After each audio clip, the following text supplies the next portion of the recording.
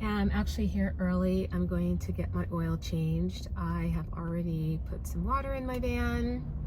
I'm going to see a couple clients today, and then the rest of the day is going to be devoted to just van stuff. Van upkeep, van maintenance, van upgrades.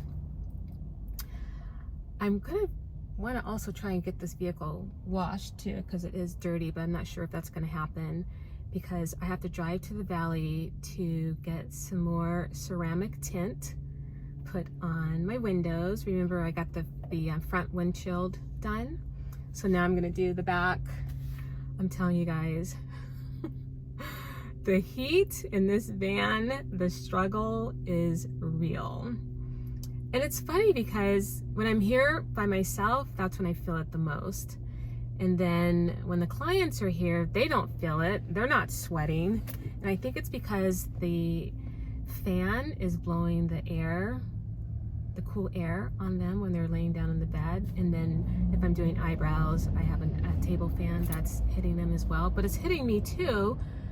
But I'm just so hot. I just don't want to feel that way anymore. So I'm going to drive to the valley and have this done. And I really don't want to do it right now. I don't want to spend the money, but it's one of those situations, buy once, cry once. It is expensive. Not as expensive as if I had gotten it done here on the west side, but it's totally worth it, and I don't want to have any regrets. I think I will have regrets if I don't get it done because it's only getting hotter, and it's probably going to be really hot next year. So let's just go ahead and put the tint on. They have to remove the existing tint first and then put the new tint on. So I'm going to have them do that. And then what I want to do is hop back on here and talk about some of the things that you need to know before you purchase a van. I think it's really important, aside from, doing your careful research of buying the perfect van, whether it's for living in it or working or just for play. There's just some things you've got to know before you purchase a van, because it can't be one of those cry once, buy once kind of things, because if you buy your van prematurely without really thinking it through, and I'm going to talk about some of the things that you really need to think through before you purchase a van. If you don't do that and you're forced to sell it, I mean, it's going to be emotional pain. It's going to be a financial pain if you don't stick around and listen to the things that I'm going to seriously recommend that you do, that I had to do before I purchased my van, and I've never had any regrets in purchasing it. I'm just very excited about the choice that I made 3 years ago to purchase this van and have it completely converted. And I just want to help you guys too. So stick around for that. I'm going to get, oh, they're here. All right, so I'm going to get my oil change. I'm going to see a couple clients. We're going to drive together to do the ceramic tint, and then I'm going to hop back on here and talk to you guys about what you need to know before you purchase your van. Okay? See you then.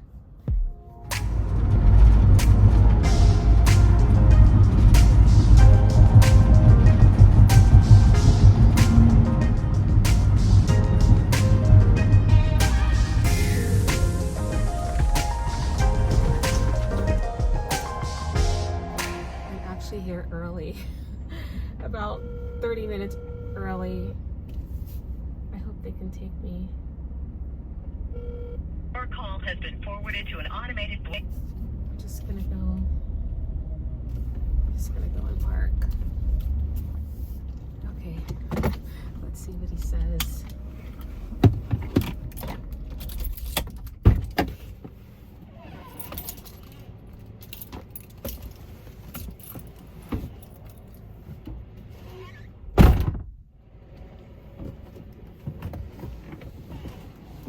Oh, there's a code, right?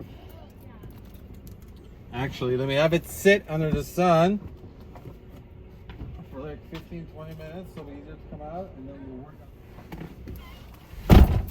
on. Okay, so I'm going to take the stuff off of the windowsills and get it all ready for them. We're gonna leave the van in the sun, so it'll be easier for them to take the tint off, the existing tint. So let me just do that.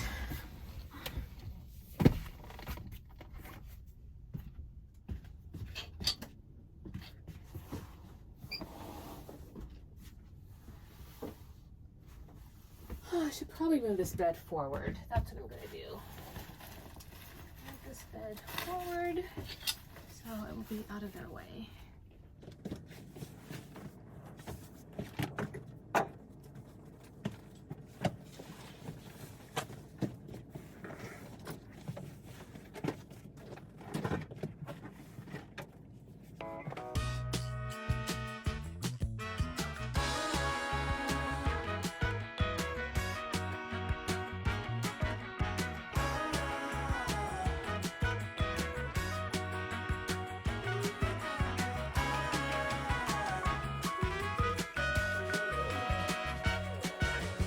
Okay, I moved everything off of the window sills.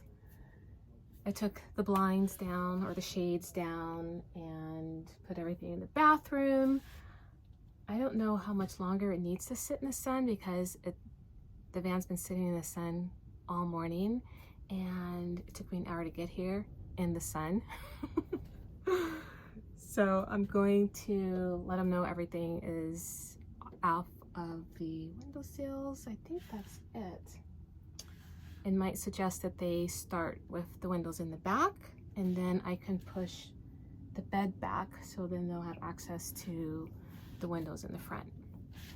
So yeah, let me go talk to him. Oh yes, yes, yes, Okay. I'm all ready. Thank you. Let me just take a quick look. So we'll probably want to do the windows in the back first. And then push this bed back, I think, so we can have access to the other windows. Is there a window here? No. Here. Wonder why you put I did that. I put tape there Why? because when I have the shades here, you can still see. I see. Makes Yeah. sense. Makes sense. Okay, cool. So yeah, that comes off too. Should I peel the tape off? What tape? This tape. Oh no, it's fine. It's good. Yeah. Yeah. It's fine. It hasn't been on that long. I don't know if that's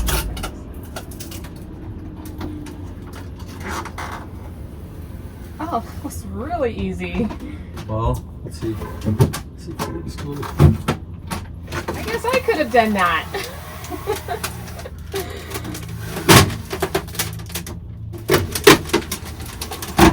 Does the window need to be warm when you pull it out? Yeah.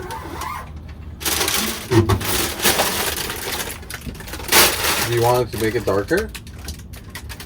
I think it's just as dark. Is it good enough?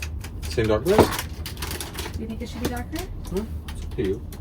If you want a little bit more privacy, it's the only reason. Let's see. Well, maybe I'll take a look and see the tints that you have.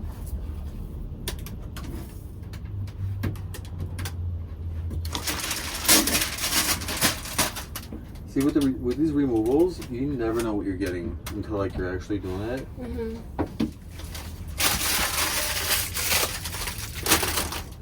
Yeah, it's getting pretty hot in here too. With the ceramic, it would really help. Yes. Yeah, when I'm by myself, I'm sweating like you're sweating right now. Thing is, I don't even do work, so I'm actually working.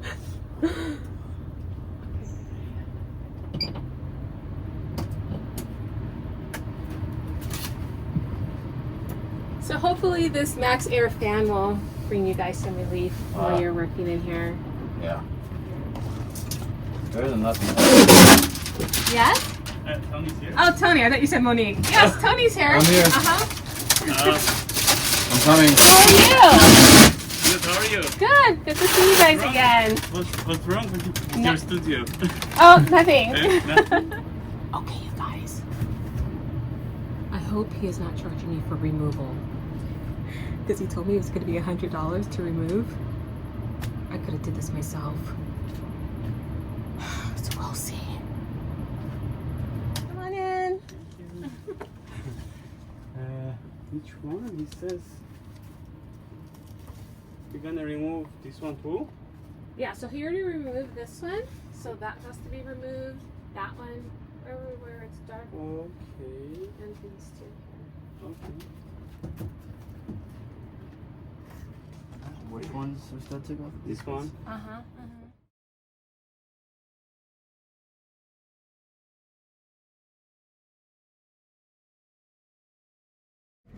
Okay, guys, I'm back. You see how hot it was? The phone wouldn't even work.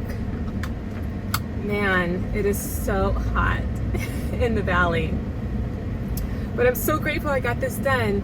What he told me was the tint that they removed was only blocking 16% of the rays. 16. So now I have 99% protection. The windows on the driver's side and also on the passenger window, that is blocking 79%, 79. And he didn't think it was worth it for me to switch it out for it to go up to 99. Like, you know, he said 20% really wasn't gonna make a difference. So anyway, 99% is gonna be so much cooler in here. I'm very excited about that. Anyway, it took them less than 2.5 hours to get it done. So I'm on my way home right now, and then I'm gonna jump back on here and talk to you guys about what you need to consider before buying the van. Okay? So I'll see you then. Okay, you guys, I'm back. I'm so grateful to be back on this side of town where it's much cooler. I did lower the shades in the back here, and I do have the Max Air fan on just to keep it cool in the cargo area, and I'm gonna sit here with this fan on. It feels so good. Oh my gosh, this feels so good. Anyway, I'm gonna talk to you guys about 7 things that you need to consider before purchasing a van. So I'm assuming that you are, or maybe you're finished with doing your research on what kind of van you want to get, whether it's for business or you're going to live in it, maybe it's for recreational use. Research is very, very, very important because you don't want to purchase the wrong van. So while you're doing your van and before you purchase it, the number one thing that you need to ask yourself is, why do you want to go mobile? Whether it's for business, obviously for recreational, as I said once before, or to live in. You have to ask yourself why, and you cannot lose sight of why you are doing it. Because if you don't ask yourself that question, and if you lose sight of how you're able to articulate why you're doing it, you will ask yourself, why did I do this? And if you're asking yourself, why did I do this? You're in trouble. You're in big trouble. Because purchasing a van is not a cheap purchase by any means. I don't care if it's 15 or 20 or 30 grand. That's a lot of money to be purchasing a van, and now you're like, why did I do this? So before you pull the trigger in purchasing the van, that question has got to be answered, and you have got to remember what that answer is. You've got to be able to articulate it. It can't just be some floating idea in your mind, not tangible, it's not written down why you're doing it. That's number one. You've got to know why you are doing it. And my why was I wanted to save money, honestly. I said out loud in 2019, I think we're going to go in a recession. Oops, hold on. I said to myself, I think we're going to go in a recession in 2020. Yeah, 2019. I'm like, I think we're going to go into a recession, and I need to clear off my debt and go mobile. And at the time I was thinking, I wasn't thinking about a van, I was thinking about a small RV. and I had no support. No one was thinking that that was a great idea. But I kept doing my research. And I narrowed it down to a high roof extended van. I thought that was more doable. So that started in August of 2019, when I thought, we're gonna be in a recession, I'm not gonna be working, and I need to lower my expenses. Not knowing that it was gonna be COVID, we're gonna all be shut down, no one's making any money, we can't go anywhere. So thank God I was thinking about clearing off most of my debt, because I would have been probably in a little bit of a panic, because I like to pay my bills on time and not be behind. So that was what I was thinking, and that was my why I wanted to do this. I wanted to clear off as much debt as I could and lower my expenses. So that was my answer, and I was able to articulate it in my mind, write it down, why I wanted to do this. And so you have got to do the same thing. Before you do anything else, before you purchase that van or RV or whatever you're going to do, whether you're, living in it, working in it, recreational, don't lose sight of your why, and make sure you're able to articulate that. The other thing is, now all the 7 things I'm going to mention, you don't have to be thinking about these things in this order, but you do need to be thinking about them. So the next thing I put on my list was, where are you going to park it? Where are you going to park your van in the daytime and at nighttime? I am fortunate where I can just park it on the street. And when I was thinking about working in Santa Monica, I needed to stay in the area where my clients were, and so I was just driving around looking for a place to park. And I did find a place to park, and that was most important to me, because I couldn't purchase a van. I knew I couldn't go to everyone's home. Everyone was not going to want to pay the extra fee for me to pull on up to their home. So I needed to find a place stationary where I could park. So I did that. So that was the next thing I needed to figure out, where am I going to park the van? And I just parked the van at nighttime right across the street from where I live. And I'm sure my neighbors probably did call the police, and they probably did knock on my door, but I didn't answer because I don't live in my van. So I'm almost positive they did that, because I remember one time when I did have a generator on the back of my van, and I was on the street and I turned it on. I don't even remember, maybe I was testing it out, I don't remember, but they did call the police, and the police did come. And they were just really nice. They're like, they had to do it because someone had called it in, but they were just, and by the time they came, I had already turned the generator off. So it was really no big deal, and they were really nice about it. And so I know that if they called the police when I was there, even though the generator was on, I'm sure they did call at nighttime, because you really cannot, there is no overnight, well, you can park overnight, but you really should not be sleeping in a vehicle on a residential street. So I'm almost positive they did call. So anyway, you got to know where you're going to park the vehicle.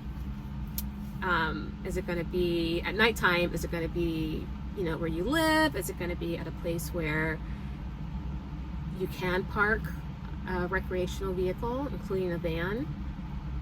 So you have to know where you're going to park your vehicle. I'm only going to speak from the position of working in your van, and it does apply to if you're living in your van or if it's just for recreational use. All of this applies, but I'm just going to speak from a business point of view.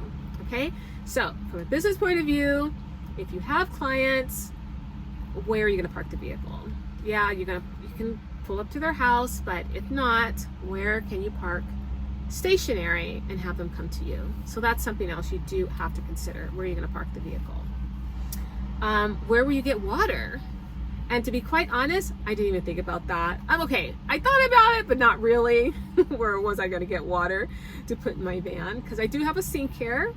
I do need water. I have 2 20-gallon tanks underneath the van. One is for my fresh water, and one is technically for my gray water. I don't live in a house, so I can't just, well, okay, I don't live in a house, so I just don't have water, you know. Well, I do have water readily available where I live, but if you don't live in a house and you're in an apartment and there is not a water spigot somewhere nearby that you can get water from, I'm not stealing water where I live because I live here and I do pay rent. So I am able just to pull on in and get water. But if you don't have that kind of situation, you need to find out where can you pull up and get water. And that could even be like at a park, because at a park, what are people doing? They're either barbecuing or having a picnic or something like that. So you might be able to pull into a park somewhere and see if you can get some water. Otherwise, find out where RVs are able to pull in and park. That usually does cost money. I don't know what it costs at Dockweiler. I don't even know if they have water there. They must, because you can just pull in there with your RV and stay there until I think like 10 o'clock at nighttime. So you have to figure out where are you going to get water for your van. So that's something you need to think about. And if you're not in a house, like I'm not in a house, where are you going to plug into shore power? Like when it's cloudy here, or if you live in a place where it's cloudy all the time, maybe in the morning time, I don't know, weeks at a time, you have solar panels that are not charging because there's no sunshine around, you're going to have to plug into shore power. You're going to have to find an outlet to plug into so you can charge up your inverter, because that's going to be very important. Without the sun, if you have solar power and you have no sun, you have no power. So you have to think about, where can I plug into shore power? And it could be pretty simple. Maybe you can go to your relatives or maybe a friend.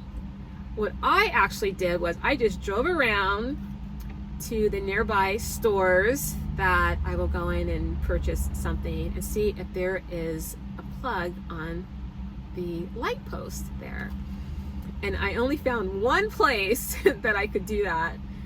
And so I just plug in there, and it only takes about 10 minutes. If I go in the morning time, like really early in the morning, it only takes, honestly, like about 10 minutes, definitely less than 20 minutes if I go in the morning time and plug in. And I rarely have to plug in to shore power. Probably maybe 5 times out of the year, 10 max, but really not that often, because in, you know, Southern California, it's always usually sunny in Southern California. So to be quite honest, I didn't even think about that really. It was really like in the back of my mind, where was I going to plug into shore power? Just like, you know, the water. I didn't really think about that.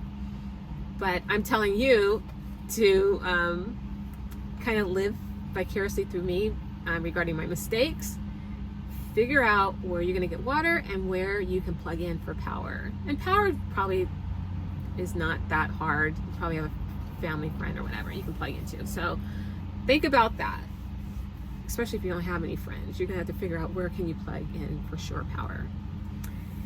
And the other thing is, where will you wash the van? Especially if it's white, it will get dirty and it will show all the dirt. So where will you wash the van? I was pretty lucky because where I was washing the van was literally right up the street and around the corner from me. But I needed someone with me, a second pair of eyeballs, because I had to like back in so carefully so I wouldn't scrape the top of the van or the side of the van.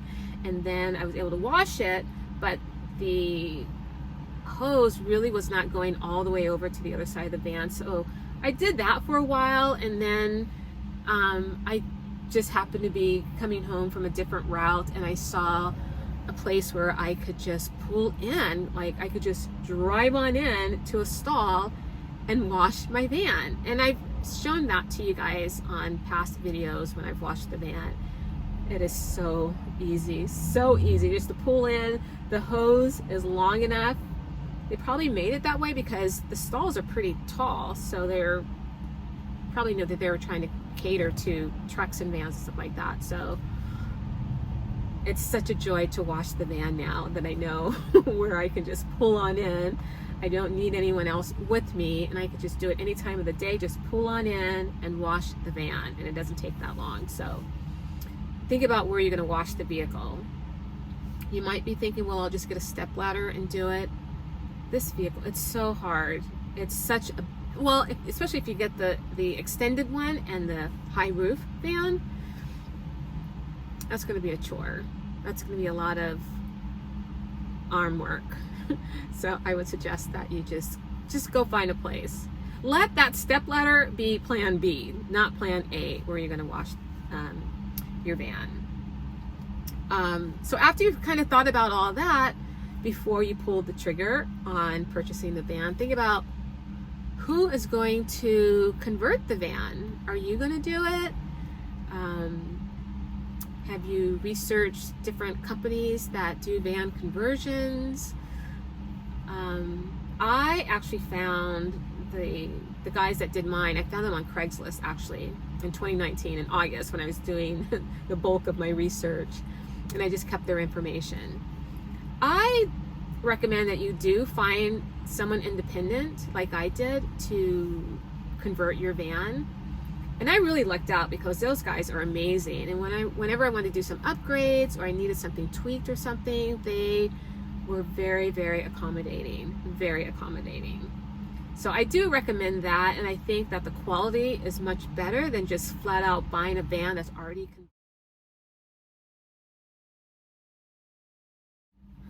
Okay, you guys, I gotta hurry this up. It's not hot in here, but the phone, the back of it is, the sun is beaming right onto the back of the phone, so it's heating the phone up. So let me just continue with the van conversion. Just one more point after this, and then we'll be done, okay? All right, so yes, so I think that you should have someone independent do your van conversion. The only thing that's better than that is if you do it yourself, which is going to be so much cheaper, because what's going to kill your budget is the labor. The labor is going to eat up your budget. So you have to take that into consideration when you figure out what things are going to cost, the van, the material, all that stuff. You got to incorporate labor, and that could be, you just never know. That's going to blow your budget. So if you could do it yourself, I would highly recommend that. Take a woodworking workshop or something like that, so you can custom build your own cabinets. And there's YouTube videos. I mean, I know women that have completely converted their van. It looks amazing. They did all the electrical, the floors, the lights, everything. I'm not that person. So I could not have done it myself, and I didn't want to make the time to do it, but you can definitely convert your van to look just as beautiful as mine, probably for 50% of what I paid for. So think about that. And I would not just go get one where there's a factory that just mass produces a bunch of van conversions. I wouldn't do that. I wouldn't do that. I think you need to have a personal relationship with the person that is building your van, and you need to feel comfortable about going back and forth if there needs to be an adjustment or a change or an upgrade or something like that. So that's really important, really important. They need to feel like family. So think about that. And last but not least is, where's the money? Like, how are you going to pay for this? That's a given, right? Whether it's coming from your savings or someone is bankrolling it for you, you got to figure out where the money is coming from. And if you're going to do it, if you are, let's say, a solo esthetician like myself, if you're thinking about doing what I'm doing, you got to get out of personal debt. You cannot have any personal debt, because whether you do a van build or not, whether you're going mobile or maybe you're going to be in a brick and mortar and you're doing it by yourself, your business expenses come first. And it's like hiring a very expensive employee. They have to be paid. Your expenses have got to be paid. You've got to buy supplies and material just to work, you know? So you cannot have personal debt. And the other reason why you should not have personal debt is if you need to get a business loan, even though that particular loan will not show up on your personal credit report, they're going to be looking at your credit worthiness. So that score has got to be as high as possible. So try your best. I would try to do this before you even think about purchasing a van, is to get out of personal debt. And I've said this plenty of times. You know, to be in debt, you, the borrower, is a slave to the lender. And it's not called MasterCard for nothing. So think about that. Do not be a slave to all your personal credit cards. Just try to live, you know, with your debit card. If the money's not there, then you probably shouldn't have it. So that is something to seriously think about. Get out of debt. Do not have debt, and think about doing anything mobile if you're serious about it, because it's a huge expense. It's a huge expense, and you just want to be responsible financially. So those are the 7 things. We're going to end with that before this other phone heats up. And thank you guys so much just for watching my video from the beginning to the end. I don't even say it on my videos, but most of my videos. But I do want you guys to subscribe. Most of you are watching my videos. Most people are not subscribers. And I would love for you to be a subscriber, to really support this channel, to get it to the point where it is monetized, because there's so much I want to do with this channel. And I just really need your support in doing that. So give this video a thumbs up so YouTube can see that people are liking it, and they'll push it on out there. And in the meantime, I'm going to see you guys in the next video. All right? I'll see you then.